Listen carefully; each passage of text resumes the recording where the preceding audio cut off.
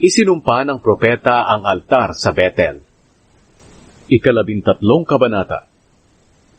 Ngayon, inutusan ng Panginoon ang isang lingkod niyang taga-Huda na pumunta sa Betel. Pagdating niya roon, nakatayo si Jeroboam sa tabi ng altar para maghandog. Inutusan ng Panginoon ang lingkod niya na isumpa ang altar na iyon. Sinabi niya, "Ito ang sinasabi ng Panginoon tungkol sa altar na ito. May isisilang na isang sanggol sa pamilya ni David na ang pangalan ay Josiah. Papatayin niya at ihahandog sa altar na ito ang mga pari na naglilingkod sa mga sambahan sa matataas na lugar at naghahandog sa altar na ito. Masusunog ang kanilang mga buto sa altar na ito." Sa mismong araw na ito, nagbigay ang lingkod ng Diyos ng palatandaan na mangyayari ang kanyang sinabi. Sinabi niya, "Ito ang palatandaan na sinabi ng Panginoon. Matitibag ang altar na ito, at ang alikabok nito ay kakalat." Nang marinig ito ni Haring Jeroboam, itinuro niya ang lingkod ng Diyos at sinabi, "Hulihin ninyo siya." Pero bigla na lang nanigas ang kamay ng hari, kaya hindi na niya maibaba ang kanyang kamay. Pagkatapos, natibag ang altar, at ang alikabok nito ay kumalat, ayon sa palatandaang sinabi ng lingkod ng Diyos na ipinahayag sa kaniya ng Panginoon. Pagkatapos, sinabi ng hari sa lingkod ng Diyos, "Ipanalangin mo ako sa Panginoon na iyong Diyos, na pagalingin niya ang kamay ko." Kaya nanalangin ang lingkod ng Diyos sa Panginoon, at gumaling ang kamay ng hari. Muling sinabi ng hari sa lingkod ng Diyos, "Halika sa bahay at kumain, at bibigyan kita ng regalo."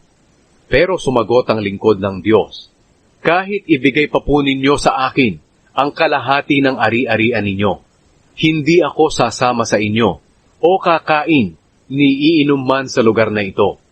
Sapagkat inutusan po ako ng Panginoon, na huwag akong kumain ni uminom, habang nandito ako, at sa pag-uwi ko'y hindi ako dapat dumaan sa dinaanan ko, papunta rito." Kaya ibang daan ang dinaanan niya nang umuwi siya. Nang panahong iyon, may isang matandang propeta na nakatira sa Betel.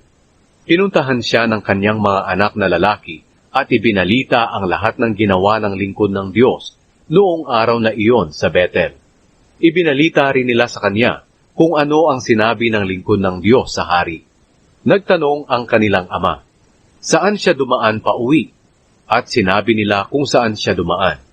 Pagkatapos, sinabi ng kanilang ama sa kanila, "Ihanda ninyo ang asno para sa akin." Kaya inihanda nila ang asno. Sumakay siya at hinabol ang lingkod ng Diyos. Inabutan niyang nakaupo ito sa ilalim ng punong terebinto. Tinanong niya ito, "Ikaw ba ang lingkod ng Diyos na galing sa Huda?" Sumagot siya, "Opo." Sinabi niya, "Halika sa bahay at kumain." Sumagot ang lingkod ng Diyos, "Hindi po ako maaaring bumalik at sumama sa inyo, at hindi rin ako maaaring kumain o uminom kasama ninyo sa lugar na ito, sapagkat inutusan ako ng Panginoon na huwag akong kumain ni uminom habang nandito ako, at sa pag-uwi ko'y hindi ako dapat dumaan sa dinaanan ko papunta rito." Sinabi ng matandang propeta, "Propeta rin ako na katulad mo, at inutusan ng Panginoon ang isang anghel para sabihin sa akin na dalhin kita sa bahay ko, para makakain at makainom ka." Pero nagsisinungaling ang matanda. Kaya sumama sa kanyang bahay ang lingkod ng Diyos. Kumain at uminom siya roon. Habang nakaupo sila sa mesa, may sinabi ang Panginoon sa matandang propeta. Kaya sinabi ng matandang propeta sa lingkod ng Diyos na galing sa Huda, "Ito ang sinasabi ng Panginoon, nilabag mo ang utos ng Panginoon na iyong Diyos. Hindi mo sinunod ang iniutos niya sa iyo. Iniutos niya sa iyo na huwag kang kakain at iinom sa lugar na ito. Pero bumalik ka rito at kumain at uminom. Dahil sa ginawa mo, ang bangkay mo ay hindi ililibing sa libingan ng mga ninuno mo." Nang matapos kumain at uminom ang lingkod ng Diyos, inihanda ng matandang propeta ang asno para sa pag-uwi nito. At habang papauwi na siya, sinalubong siya ng isang leon at pinatay. Ang bangkay nito ay nakahandusay sa daan At sa tabi nito'y nakatayo ang leon at asno. Nakita ng mga taong dumaraan doon ang bangkay at ang leon sa tabi nito. At ibinalita nila ito sa lungsod kung saan nakatira ang matandang propeta. Nang marinig ito ng matandang propeta, sinabi niya, "Siya ang lingkod ng Diyos na lumabag sa salita ng Panginoon. Pinabayaan siya ng Panginoon sa leon na sumunggab at pumatay sa kanya, ayon sa sinabi ng Panginoon sa kanya." Sinabi agad ng matandang propeta sa mga anak niyang lalaki, "Ihanda ninyo ang asno para sa akin." At inihanda nila ito.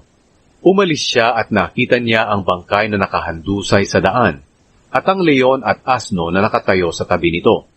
Hindi kinain ng leon ang bangkay, o nilapa man ang asno. Kinuha ng matandang propeta ang bangkay ng lingkod ng Diyos, at isinakay sa asno, at dinala sa kanilang lungsod, para ipagluksa ang bangkay, at ilibing ito. Inilibing niya ito sa libingan na ipinagawa niya para sa kanyang sarili. Lubha silang nalungkot sa pagkamatay ng lingkod ng Diyos.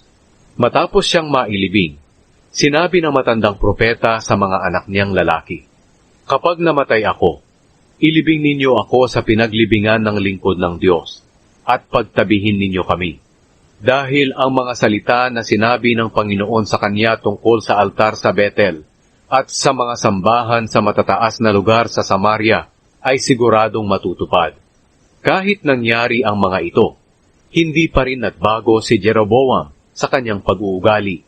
Pumili pa rin siya ng mga taong maglilingkod bilang mga pari sa mga sambahan sa matataas na lugar.